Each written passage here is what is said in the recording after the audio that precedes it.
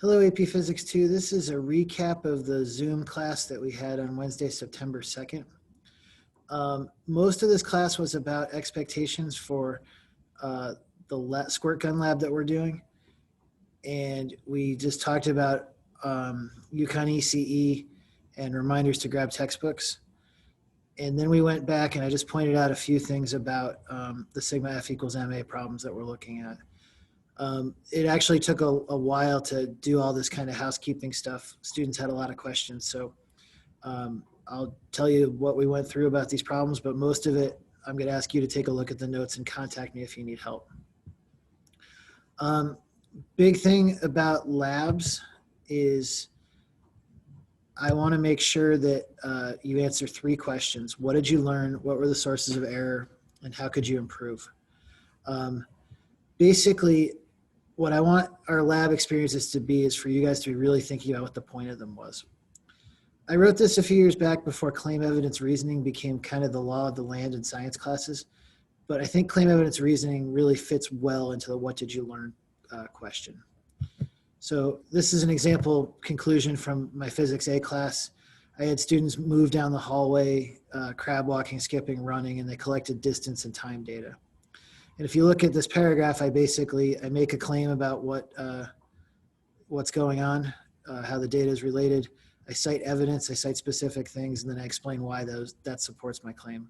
So you could put a CER in here if that's the method you've learned in other classes, and I think it's a good way to do it. Equally important though, and this is I think what makes science different than other forms of knowledge, we often ask ourselves whether we really know what we think we do. So after you've made your claim, you really kind of go through and pick it apart. Do you trust it? And I think any measurement you've done, you should try to figure out what error there could be in that measurement and why that might affect your experiment. It's not really here, you don't put I messed up. Like if you messed up, we kind of expected you to try to fix that. I mean, you should put it here if you did, but this isn't so much about mistakes. It's about things that are difficult to measure. And then lastly, if you were a real research scientist doing this lab to get important data, you would then try to redo the lab fixing these problems. And you would do that process iteratively until you feel like you had an answer you could trust. So I feel like these questions kind of get us through the processes of doing science. And I think they're really going to help with our writing skills. And in this class, we will do a fair amount of writing as we try to explain what our information actually means.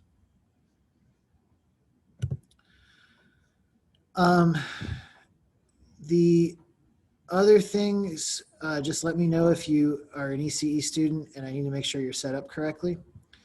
And just grab books from your A-Block teachers tomorrow. The only other thing we went through, you have the answer keys to problem 6 and 7 on that assignment, which is due next week.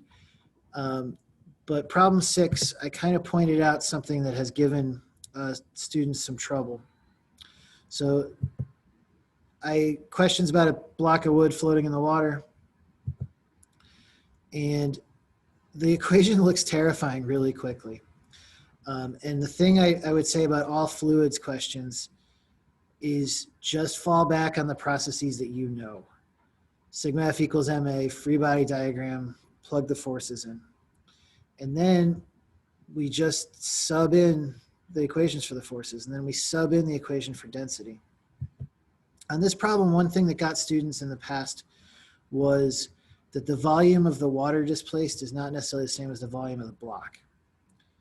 So in the case of the volume of the block, we know that length times width times height, basically. That's not the same as the volume of water displaced, though, because not all of the block is actually submerged. So we don't know how much volume of water is displaced, and that ends up being the unknown. A student asked, how did you know that's what you were solving for? How did you know that was the unknown? And that's why I really say it's important in fluids to fall back on the basic processes that you learned last year and do this step by step. I like to say that this is kind of like walking down a dark alley in physics. Fluids even make me a little uncomfortable because the equations just look unfamiliar, but they're not. There's nothing in that dark alley that's going to get you. It's just that you feel like you're a little bit lost. And honestly, the unknown will reveal itself as it did here. That's all. be in touch. Great to have you in the class, and I'll see you next week. Have a great Labor Day weekend.